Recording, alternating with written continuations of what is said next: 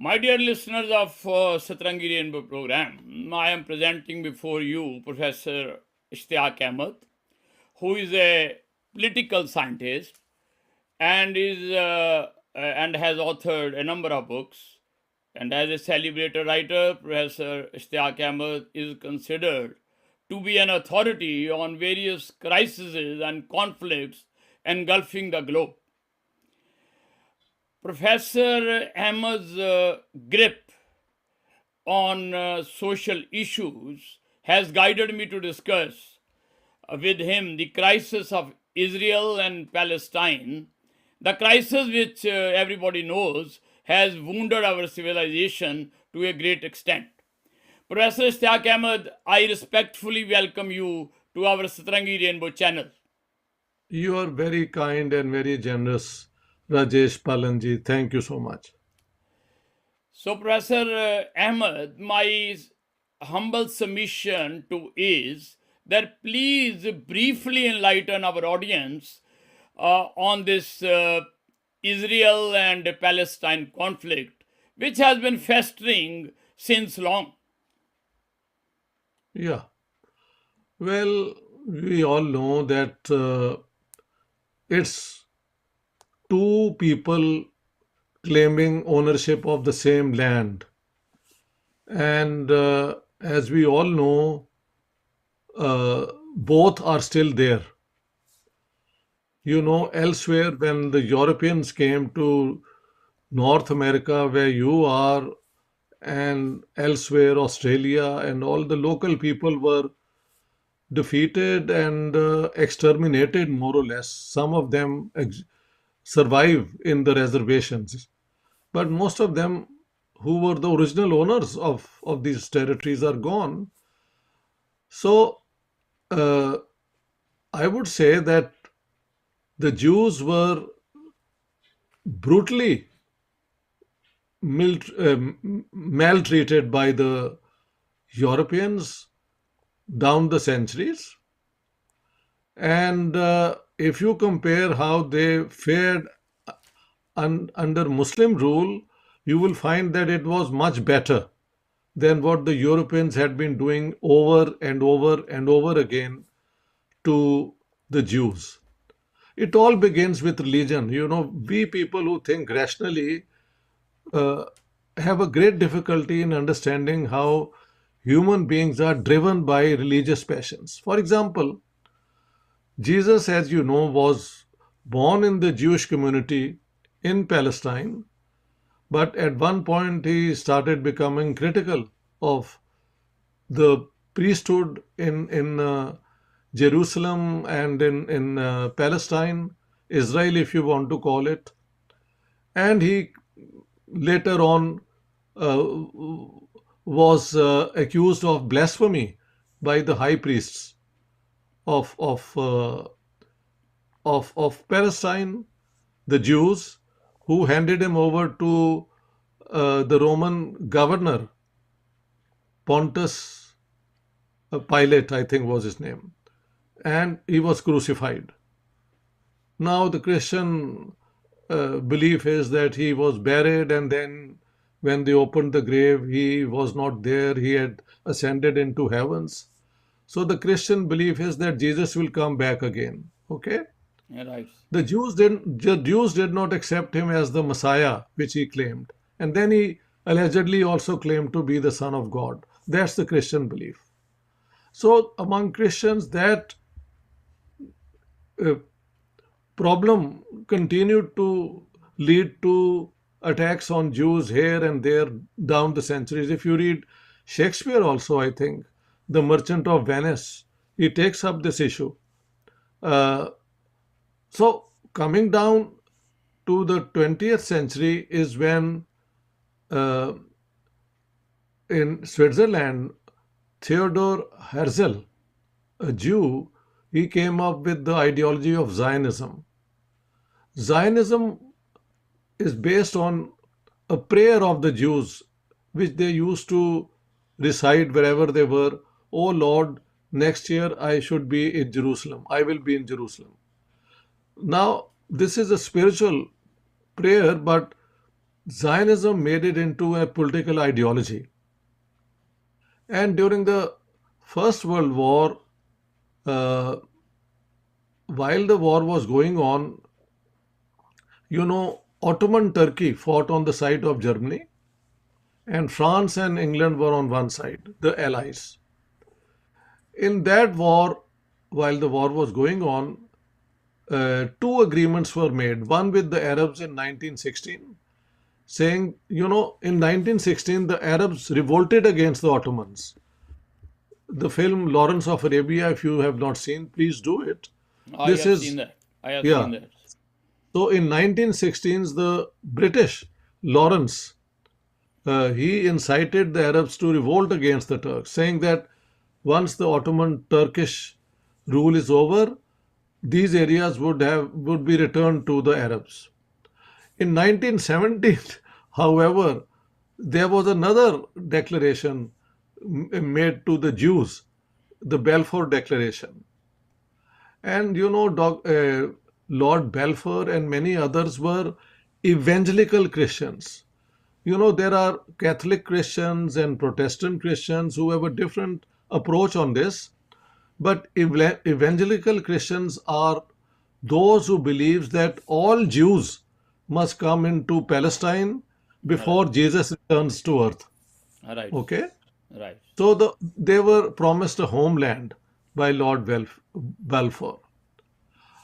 Then comes the Second World War, in which we know Hitler carried out the Holocaust, and after the Holocaust, well, at about that time, I think in April or in August 1945, I think, the UN came into being. Sometimes either it is April or August 1945. So uh, the Jews started coming back to Israel in very large numbers. At the beginning of the 20th century, many of them trickled into Palestine, sometimes buying the land from the locals. But as their numbers grew, some opposition to their presence also grew. This must be conceded. All right. So there were attacks on both sides from both sides. Uh, it's always a question who started what, and I think the best book I would recommend is by David Hurst. David Hurst, he is a Scottish British author, and the book is The Gun and the Olive Branch. I read it long time ago and I still recommend it because it's a very even-handed book on this issue. So now comes 1945, and the Jews in large numbers started coming uh, to Palestine, and that resulted in the UN being given the first problem how to solve this about the Jews and them wanting to come to Palestine and the local people resisting them.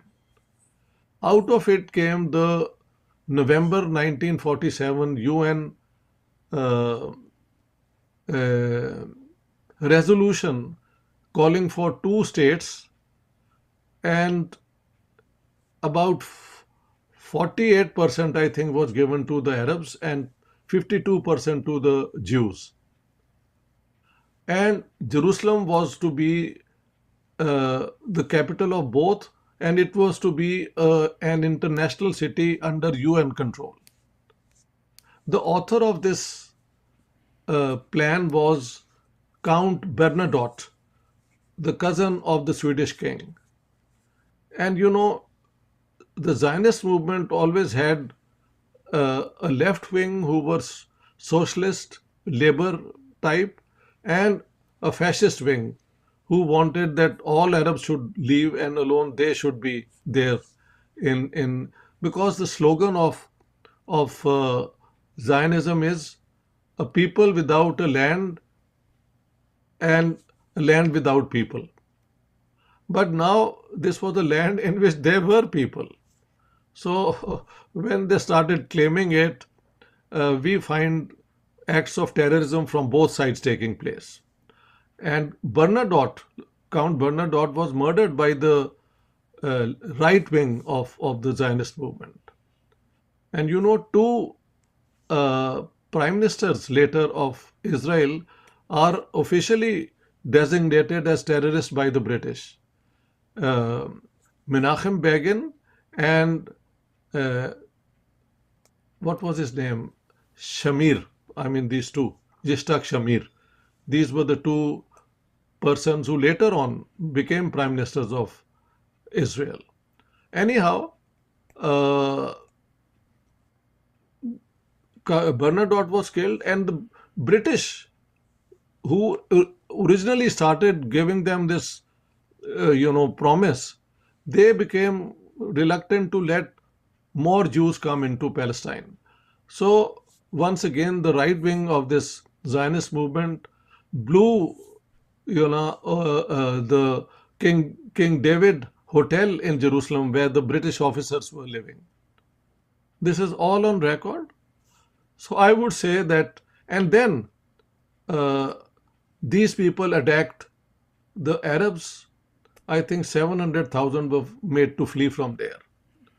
On the 14th of May 1948, Israel declared itself independent, and some of the Arab states attacked it, but they lost the war. And so the original plan, which gave 48, 52%, resulted in more land of the Arab state being coming under the control of the palace of the Israelis. Then in 67, the Israelis attacked the Arabs, Egypt and Syria and all. And then Jerusalem East, which was still, the holy places were still with Jordan, they were also captured. So the UN resolutions from that time are that there should be two states, not the original one which Lord Count Bernadotte and the UN had agreed, but a smaller state. But although this was agreed by the UN resolutions say that we find that a number of attempts to make both sides agree failed. Who is responsible, one can always discuss. But what we know is that the PLO, Palestine Liberation Organization, it decided to go for armed struggle, and it carried out some of the acts which were acts of terrorism, no doubt. Uh, but in 73, the Arabs attacked Israel, and they were able to make progress on the way to Jerusalem when the Americans intervened with a bridge of delivering modern arms, and they were then driven back. The Arab initial success was turned into defeat. After that, the Americans tried to bring both sides to some sort of agreement, and then you have the Oslo Agreement, and then 1995 the handshake, I think between Yitzhak Rabin. He was the hero of the 1967 war, which Israel had launched. But he and Yasser Arafat shook hands. But then the Israelis, right wingers, which I am now told included Netanyahu and this man who the extremist in the cabinet of Netanyahu, they both were advocating that Yitzhak Rabin is a renegade to to Zionism, and so he was assassinated by an Israeli called Amir something. After that, Ariel Sharon and later on Netanyahu have been extremists who are against the two-state solution. Okay, Right. so so in I think 2005, uh, from uh, Gaza, it was agreed that they will leave Gaza, and the settlements they had created, they were also destroyed. So they withdrew from there, and that area was given to the PLO. Apparently, the PLO was the government was not very effective. They say it was even corrupt. And in the elections of 2006, the PLO lost.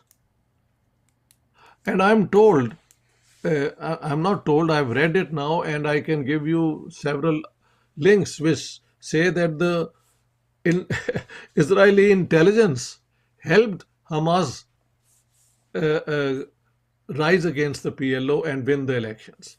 But when they won the elections, their elections were declared null and void by the Western powers. So since then, Gaza has had a number of confrontations with Israel, uh, more deaths obviously from the Arab side than Israel. Very few from Israel. Mostly it has been soldiers. But this time, Hamas surprised everyone by you know penetrating the the defense. You know, it's the Iron Dome and whatever it is called, and initially they carried out acts of terrorism. Although I'm now told, and I've checked, that this claim that they beheaded babies has no foundation. Even the US government has had to withdraw that. And the Israeli army did not endorse it. And now I'm told that even the Israeli government says that they don't have evidence of it. But no doubt they killed some people who were in the kibbutz and so, and those are acts of terrorism, no doubt. But the thing is, if you mistreat people, and then on the West Bank, of course, the PLOs continued to have its government, but there was no connection between the two. In between was Israel with its settlements, and under Ariel Sharon and the others after them, although even the Labour Party started it, the settlements in uh, the West Bank have continued to expand and grow. So even if there is a West Bank with an Palestinian authority, it's an authority limit to uh, very small spaces. The rest is all controlled by the uh, Israeli army with their checkposts, and you have to cross from one place to another uh, by they check your papers all the time, and so it is considered even worse than the apartheid system which was established in South Africa. So now it's up to the conscience of every human being to make out how to understand Hamas's terrorism in comparison to the state terrorism which Israel has been carrying out. And Right. there is ample evidence of that, ample. There Right. is no doubt about it. I can mention so many reports of the UN, of Amnesty International. They have all called this apartheid, you know. Human Rights Watch has called it a system of apartheid. And I think the International Court of Justice has also done it, things like this. But because of American backing, especially, and European powers as well, Israel can get away with all its crimes against the Palestinians.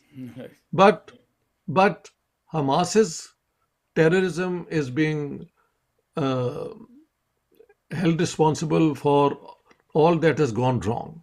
Now, I think now I invite you for questions and comments. Right, sir. Thanks very much for enlightening on the genesis of the issue, the conflict. Yeah, So, the diplomatic activities, the frantic diplomatic activities on the Ji. ground zero, and Israel's aggression by land, sea, and air, which what according to you is the fate of northern Gaza city of 1.1 million people, uh, No, of it's a which city of 2.3 million actually. 2.3 million. 2.3 million. Okay. Gaza is 2.3 million. They have told 1.1 million in the north to leave that place.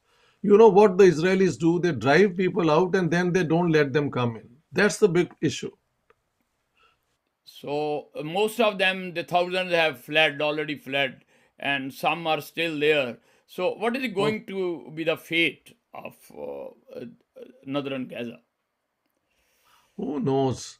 I mean, the Israelis say that they are going to go and destroy Hamas. Yes, Will they be able to do it? I think it's not impossible because the Israeli army is so well equipped, so well trained, and with the Americans supporting them, that's possible.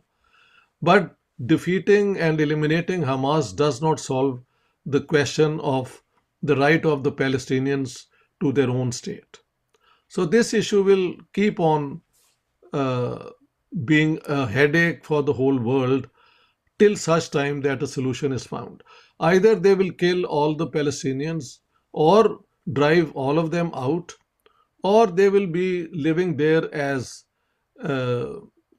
as a as prisoners to as third rate, second rate, whatever type of people with no rights or very few rights. right. If is that the way to continue? I don't think so. So There, yes, if not now, at some stage they'll have to give the Palestinians their separate state. Or right, I have even been saying Israel should become a secular state and then everybody should have equal rights. The right, sir, Arabs as well as the Israelis, and that is good as well. right, sir, But that Israel will never accept. right, They sir, right, don't sir. want the Arabs to be such a large number in their own state. So They want it to be, hmm, out of Jay. mere vendetta, we can say, or vengeance, the Palestinians, they have been suffering.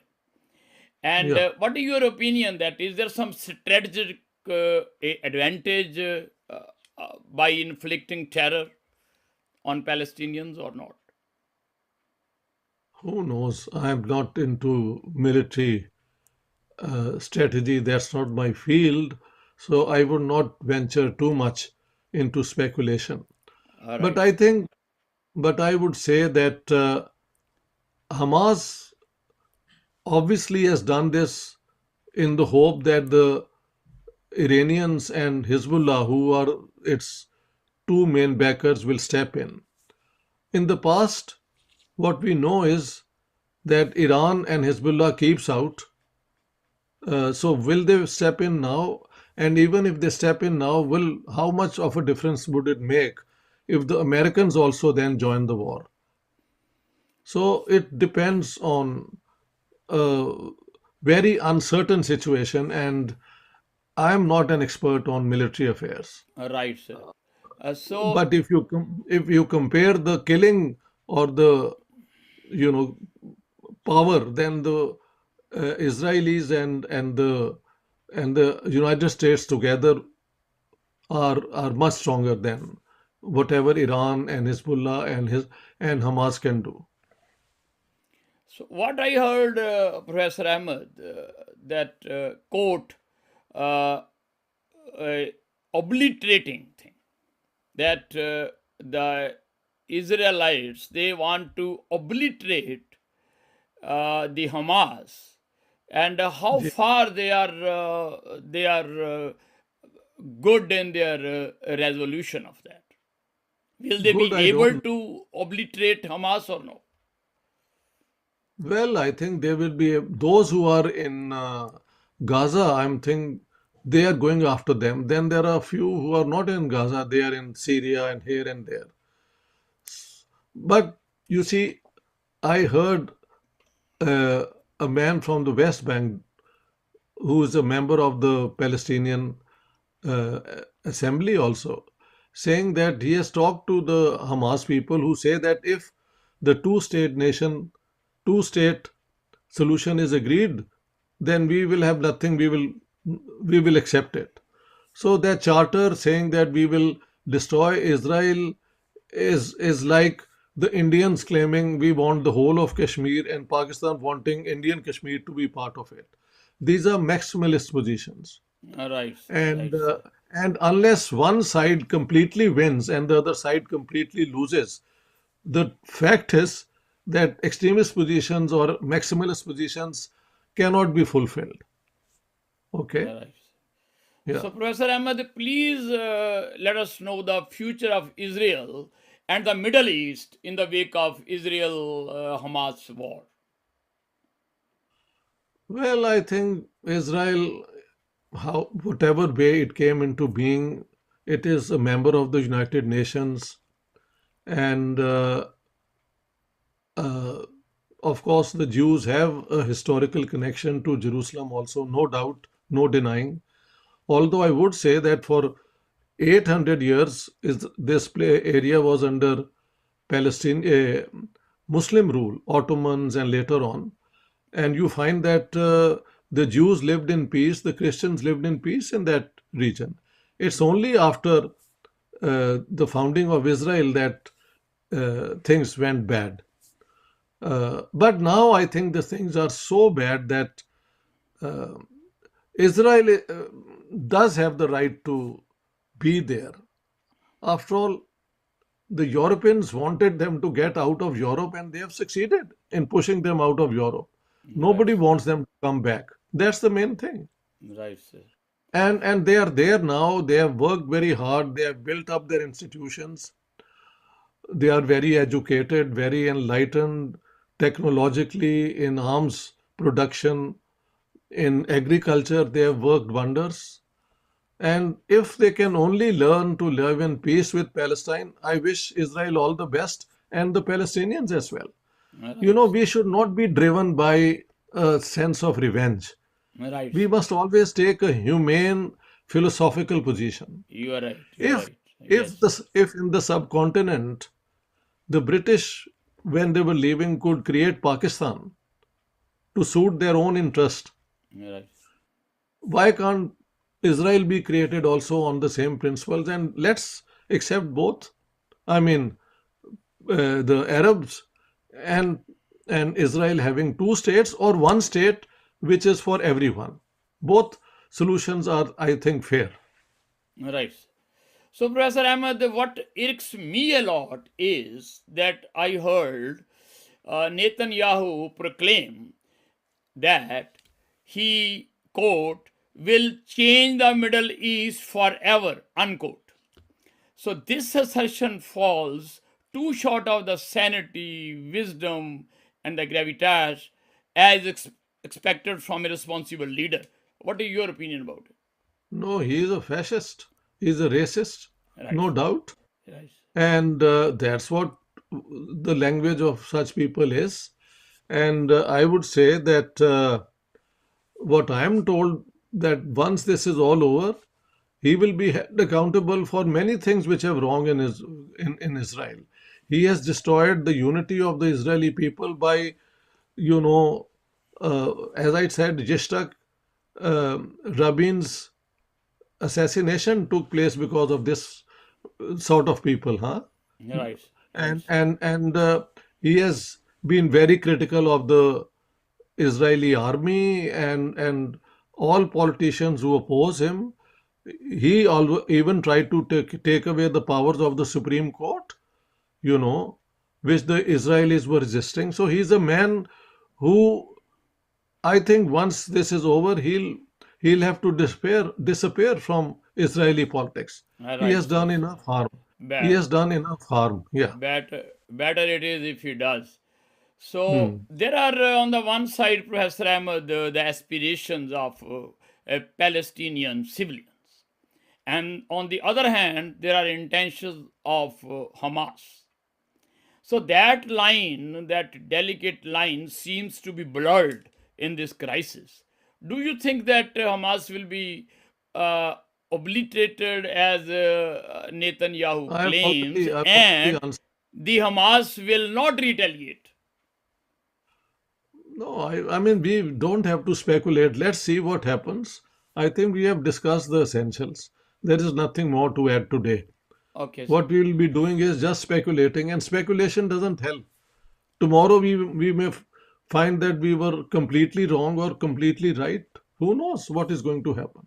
I think we have discussed it in the historical context.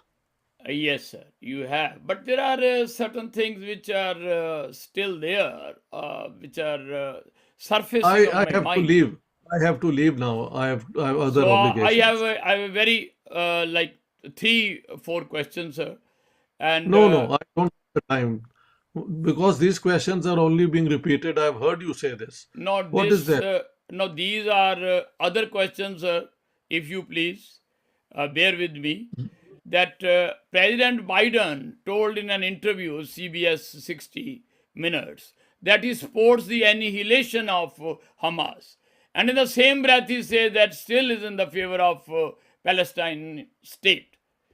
So Hmm. I suspect that US is in a position to dictate terms to Israel at this juncture.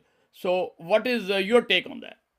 I have no take because let's see what he does.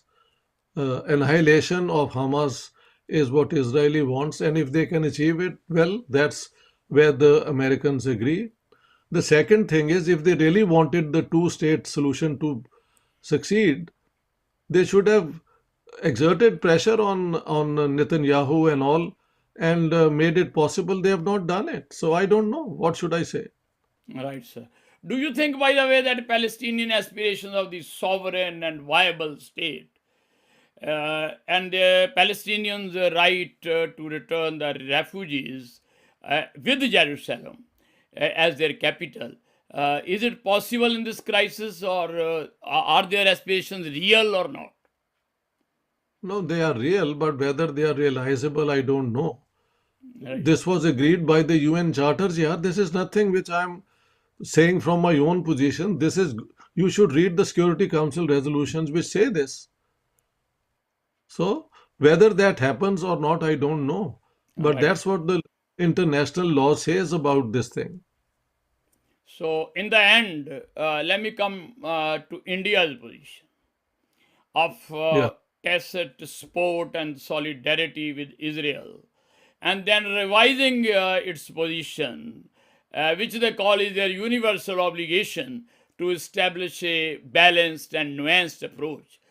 Isn't yeah. it a major shift in India's stand of appeasing Israel as well as towing the Hindu Vata mantra of repudiating terrorism without naming Hamas? I didn't get the second. What is the second thing? That there is a veritable shift in the stand of India regarding this Yeah, conflict. there So, is definitely a yeah, major shift. yes, Especially, I have said that Narendra Modi ji uh, didn't say the same things when Russia attacked Ukraine. right, Well, what's the difference? What's the difference? What's the difference? A state invading another state is as bad as a terrorist organization carrying out an act of terror. So this is all politics. Narendra Modi ji knows that to win elections, I think this gives him, because of taking a different stand on Russia, the Western people are not really happy with him. So by saying this, I think it's a good calculation to balance what they have done on Russia. right, Okay? sir. Yeah. So, Second, yeah, the BJP has decided they don't need the support of Indian Muslims. They yeah, can win elections by only having the Hindu vote. yeah, So it's all done in that way. yeah. That is why Because that is Narendra Modi, after all, comes from Gujarat, and the people of Gujarat are good at making calculations, I am told.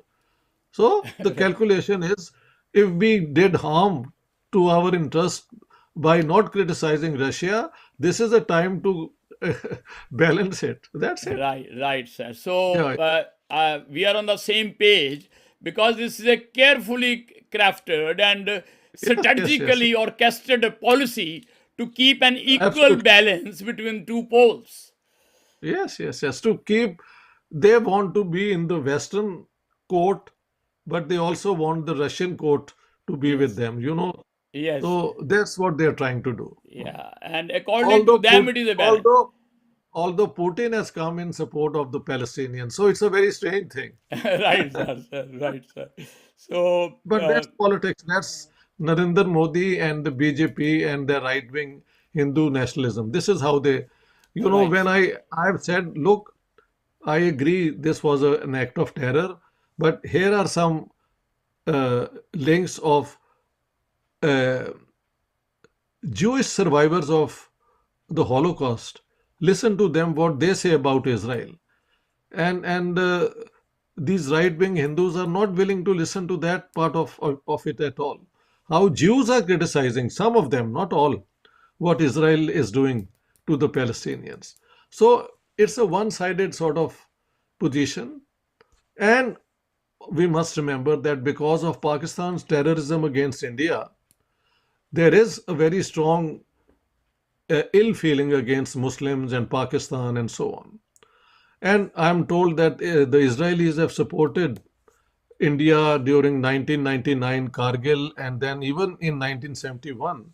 So if Israel has been helping India, that also gives the Indians a reason to take a more open position in favor of Israel. So I withdraw from all this emotionally and look at it the way they are calculating their moves. Yes. And if we look at this, their position objectively, then we Yeah. read so many meanings into it. It- Especially when they are towing the Hinduvata mantra. yeah, that's it. That's it. Yes, That's it. yes. Yes, So, yes, yes. uh, lastly, Professor Ahmed, since you have experienced a lot of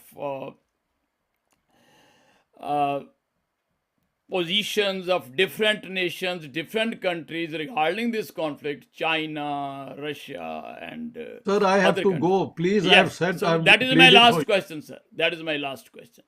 Don't you think that is it that we have to lament that what man has made of man? Yes, that we can always do. It is only man who is a predator, who plans the killing of others, taking away. Animals behave through their instinct. Right, It's sir. Right. only we human beings who are capable of all this. Right, sir. Very sad, very sad.